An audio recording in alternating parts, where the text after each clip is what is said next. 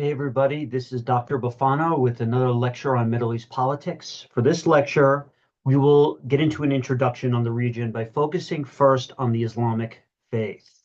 So I'm going to share my screen with you here.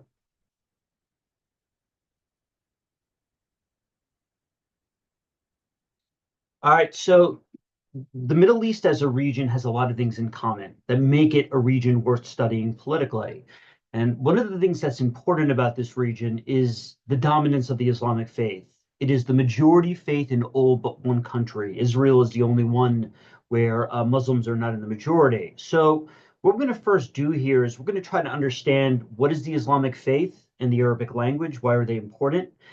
How do they interact with politics? And we're going to understand in the process what the five pillars of Islam are. This will give us a good idea about what this faith is. Now, before jumping into it, I do want to make one thing clear. There's a lot of diversity throughout the Islamic world. There's a lot of different ways this faith is practiced. There are many different sectarian groups. There are many different cultural movements within the Islamic faith. So we don't want to oversimplify things, but there are some general commonalities across this faith, across history. And so let's just first take a look at a map here. This is just showing where the Islamic majority countries are throughout the world. And notice that most of the countries in the Middle East and North Africa here, they are Islamic majority countries. There are some minorities in the region, such as Christians, Jews, Zoroastrians, and others. We'll get into that in a separate lecture. But for now, we're just going to focus on this major faith. Now, the first core pillar of Islam is known in Arabic as the Shahada. Okay, it's the statement of belief in monotheism. Now, monotheism, okay, is the core part of the belief structure of the Islamic faith. It's the belief in one God. So just like Christianity, just like Judaism, Muslims only believe in one God. And they also believe as well that while we as human beings live on this earth, we are being judged based on our deeds, our behavior, and based on how we live, we're either going to go to heaven and we're going to go to hell. And finally, there's a belief in the day of judgment where eventually the end of the world is going to come, right? And people who are good, they are going to go to heaven. Those who have lived bad lives will go to hell. So it shares a lot of commonalities here with the Christian faith, for example. And what it also shares in common with Christianity and Judaism is this belief in prophecy, this idea that there were human beings who received a revelation from God and then communicated that to mankind, given instructions on how to live a good life. And they believe in many of the same prophets. So they believe, for example, in Adam, in Noah, in Abraham, in Moses. So very similar in terms of this belief in prophecy. And Islam as well as it considers itself a continuation of the Jewish and Christian faiths. But the big thing that makes Islam different is that they believe in the prophecy of the Prophet Muhammad. Muhammad, he lived in the Arabian Peninsula from the years 570 to 632 AD. He was brought up in the city of Mecca. And when he was born into this city, at the time, Mecca, the major religions were polytheistic in nature. There were some Jewish minorities and Christian minorities in the region, but for the most part, the town he grew up in was polytheist. And in the early course of his life, he wasn't really satisfied with either the political structure of Mecca or the religious beliefs. And in the year 610, he went off into the mountains to pray. And in that year, Muslims believe God sent down a prophecy to Muhammad. And from that time until his death in 632, he received a series of revelations. And so Muhammad thus is considered a prophet according to Muslims and the last prophet of God. And just to also just clarify something, Muslims don't believe Jesus was the son of God. They only believe that he was a prophet. So that's another difference Muslims share with the Christian faith. Now, the term Islam itself, it means in the Arabic language to submit. Who are Muslims submitting to? They are submitting to God. So there is this belief in a single deity. And the term Muslim means one who submits to God. So Islam is the name of the religion. Muslim is the name of the believer. And just really quickly with Shahada, by the way, if you want to be considered a Muslim, you have to believe in the following statement: La ilaha Allah, Muhammad Rasul Allah, which means there is no God but God, and Muhammad is the last prophet of God. You have to state it to the rest of the community. So it's in many ways it's a communal act. You have to let others know these are what your beliefs are. And as an adult, if you want to convert to the faith, you have to utter this phrase in public, stating what your beliefs are. In fact, the verb shahada in Arabic means to witness. So shahada, to witness, and the shahada itself, it's the statement of belief. You have to actually state it.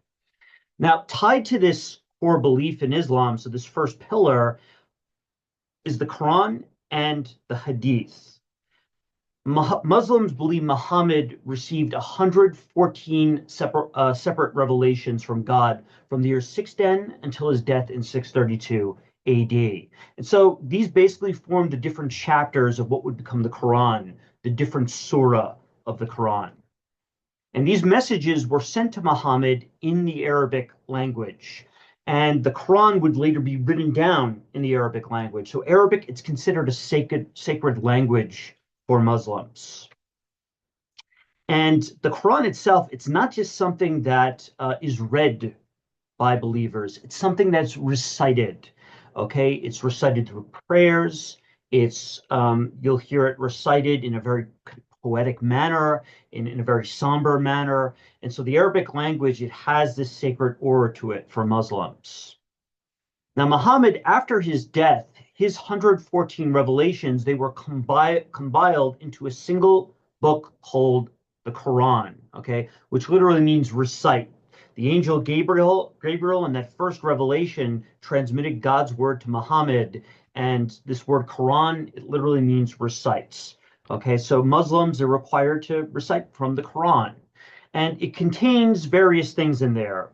Part of what it contains are the basic beliefs and practices for all Muslims. So this is very similar to the Bible in Christianity, right? So the Old and New Testament, as well as the Torah for Jews. Now, just like Christianity and Judaism, the Quran is not the only important religious text. Now, if you ever look at a copy of the Quran, right, the Quran itself is not that thick of a document, right? It contains these 114 chapters.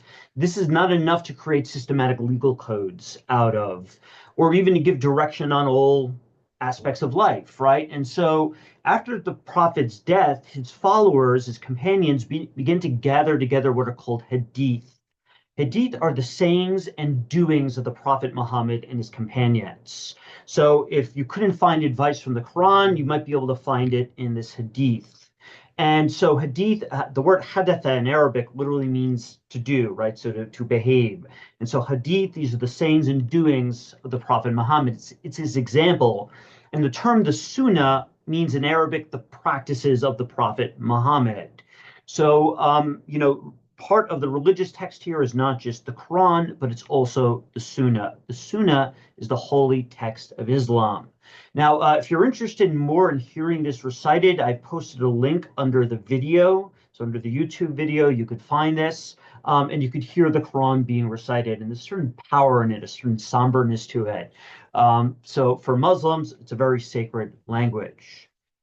Now, Arabic is the sacred language of the Quran, and it's also the language that's spoken by the vast majority throughout the Middle East. Now, there are other languages spoken, so the majority language in Iran is Farsi, different from Arabic, and in Turkey, it's the Turkish language. And in Israel today, the Jews that are there, they speak Hebrew, but for the rest of the region, Arabic is the majority language.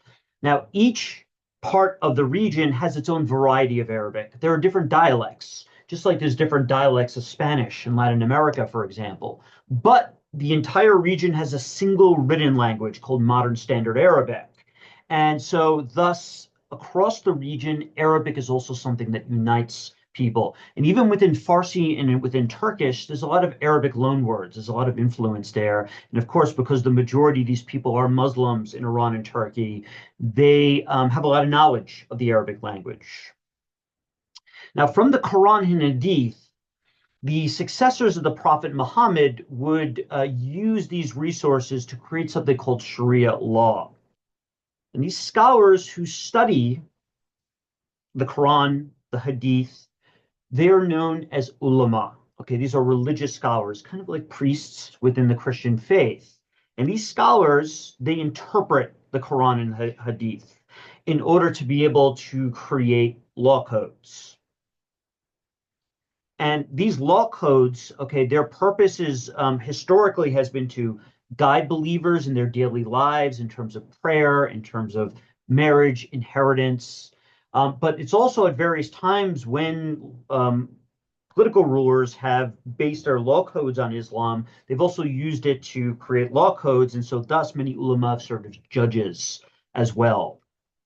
And so it's there to teach and give guidance to Muslims how to go down the correct path, the right path in life. So it gives guidance to Muslims. Now, Sharia itself, it is a Muslim social and legal code that guides basic beliefs and behaviors.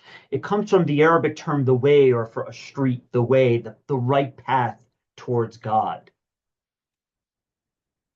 Now, there are several values here that are promoted in the Quran and these religious texts that are very similar to what we find in traditional Christianity and traditional Judaism. So, for one, it's patriarchal. It reinforces traditional gender roles for men and women. Homosexuality is banned. And on top of that, as well, women only inherit half of the wealth that men do. Women pray separately from men. Women, for example, can only marry one husband, whereas men can marry up to four wives. So there is clearly a hierarchy here, and traditional gender roles are established within this faith. So it's patriarchal. And part of that means politically, men can marry up to four wives. Now, it is important to keep in mind here that men are required to treat each of these wives equally, and they're supposed to provide for them. So men are supposed to be the providers. And furthermore, because most Muslims can't afford it, most Muslims don't have four wives. And in fact, monogamy tends to be the current trend. Very few Muslims actually marry more than one wife. And it's also important to point out as well later in these seminars, I'm going to point out that a feminist movement has emerged in the Middle East in recent years, and there are many scholars that are beginning to challenge these patriarchal norms, very similar to the Christian and Jewish worlds, right? So we have Reform Judaism, we have liberal forms of Christianity, and so some of these norms are starting to be challenged. A couple of other things here with Sharia law that are important. So alcohol is forbidden. Alcohol is considered to dull the senses, and so thus it's not allowed. Pork is forbidden. It's considered to be a dirty animal. You're not allowed to consume it. So if you ever travel to the Middle East, it's often difficult, right, to get access to pork. And furthermore, as I said, traditional values are enforced. Adultery is forbidden, right? So, and you can't have sex before marriage. You're supposed to get married and then engage in sexual relations only with your wife or your wives. And of course, for your wife, you're supposed to engage in relations with your husband. And Sharia as well encourages proper practices, what we call the five pillars of Islam. Now, I've already mentioned what the Shahada is, so let's get into the other four pillars of Islam. Pillar number two, Salat, or prayer. All Muslims are expected to pray 5 times a day at specific times of the day. So from the time of dawn, when you get up early in the morning, all the way till at night before you go to sleep, you are expected to pray at regular intervals. And prayer involves a series of repeated gestures and movements. Okay. You're supposed to engage in ritual purification before prayer. You have to wash yourself beforehand. You, at various points in time, you either have to stand or prostrate, get on your knees and prostrate towards God. And when it comes to prayer, you are supposed to be thinking of nothing but God, right? So you have to stay very disciplined. This is part of the reason why Muslims can't drink, for example. Now, typically in Islamic cities, Islamic majority cities, you will find a lot of mosques. Mosques are places where people go to prayer, and from the mosque, there will be what are called minarets. Okay, these minarets are these very tall, thin, long structures on top of buildings where someone called a muezzin can go up to the top and announce the call to prayer. Now, in today's world, loudspeakers are used for this, so minarets are technically no longer needed, but in classical Islamic architecture, you'll find these minarets. I'll show a picture of this in a second. And so 5 times a day, someone from the mosque will announce the call to prayer to all Muslims. So it's a constant reminder to be a good Muslim, right? So the mosque itself, as well as an institution, kind of functions as a church. Every Friday, Muslims gather together at the mosque to pray together. Now, in terms of prayer, I said it's very ritualized, not only in terms of the different movements, but the direction towards where people pray. Muslims always pray towards the city of Mecca in Saudi Arabia. This is the birthplace of Muhammad, the last prophet of Islam, and of course, who received the Quran from God according to Muslims. So they pray towards this very important city. So Mecca itself, it is the place of Muhammad's birth, and it's spiritually significant for other reasons, which I'll get into in a second. So very important location where people pray towards. And just like with Christians who meet on Sunday, Jews who meet on Saturday, Muslims have a day of the week where they all have to get together. You could technically pray 5 times a day wherever you want, right? As long as it's a clean environment, you can pray there. But on Friday at noon, you've got to come together to pray with your fellows, okay? This creates a sense of communal identity, right? You're all coming together and praying. And at these prayers, there is someone called an imam that leads the prayer, okay? The word imam literally means, imam means to be at the front, right? They lead the prayer at the mosque, and they show the believers how to pray properly. And also, they give a sermon called the khutbah, a speech. We'll usually deal with religious issues as well as political issues of the day, issues that are affecting the community. And so here are some good images here of people praying in unison. So these are people praying, prostrating towards God. Notice their movements are all the same, all praying in the same direction. And so this creates a very powerful sense of community, right? You're all doing the same thing at the same time. And mosques as well also serve for more than a religious function. They serve for charitable purposes. They give to the poor. There's political purposes there. Political leaders like to show themselves as praying publicly. Political issues are discussed at during the khutbah, during the speech. And Muslims as well, sometimes they'll lead social movements and protest movements out of mosques. So they'll often be used by the political opposition as well. Mosques also are important for architecture and art, right? They have this cultural importance for Muslims. And here we see a picture of a mosque here. These are minarets, these 2 tall structures connected to the mosque. This is where the muezzin, right, during the Middle Ages would give the call to prayer. So very important. And if you want to see people praying in unison, I recommend going to this video. You could then see what prayer looks like in action. Now, where do people pray towards? Well, they pray towards the town of Mecca. This is Saudi Arabia, and this is the holy city of Mecca. So everybody prays in this direction. And when you go inside of a mosque, there'll be what's called a qibla, okay?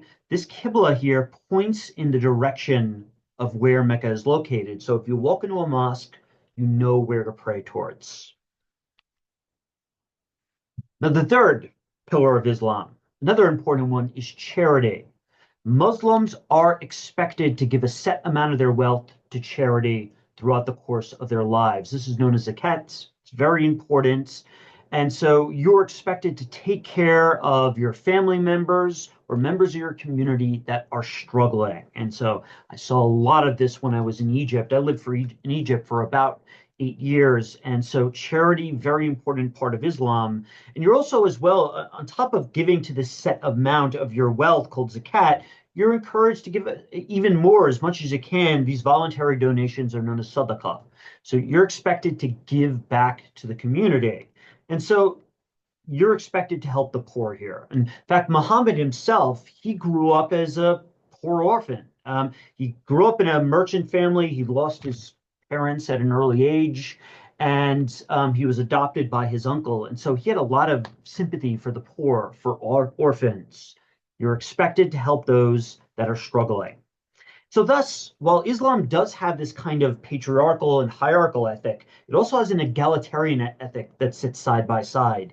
In other words, this promotion of equality. We're all equal under the eyes of God, according to Muslims. So there is an egalitarian ethic here within the faith. And so, you see this used. And so this is a hadith here from the Prophet Muhammad. It says, give charity without delay, for it stands in the way of calamity. Give to the community because this will prevent disasters. It'll prevent starvation. It'll prevent political conflict. So Islam, it commands people to be communally involved. You can't live isolated lives. You can't live the monastic life like some forms of Christianity, for example, have promoted. Pillar number 4, the Sawm. Okay, this is fasting during Ramadan. During the month of Ramadan, all Muslims are expected to engage in fasting. Now, what is Ramadan? Well, Ramadan is the 9th month of the Islamic lunar calendar. There are 12 months in Islam's lunar calendar. It is based on the cycles of the moon, not on the sun. So for religious practices, this religious calendar is used. Now, the moon was very important to Bedouin in Arabia. So in the Arabian desert, the temperature is very hot during the day. So a lot of travel took place at night. And the moon itself is a guide, a light at night. And the moon thus becomes a very important symbol of Islam. And so we could see here the crescent moon, very popular symbol in Islam. You'll find it on top of mosques. You'll find it on a lot of flags in the Middle East. And so the 9th month, Ramadan, is particularly important. Why? This is the month that Muslims believe God first revealed the Quran to Muhammad. So it has a spiritual significance.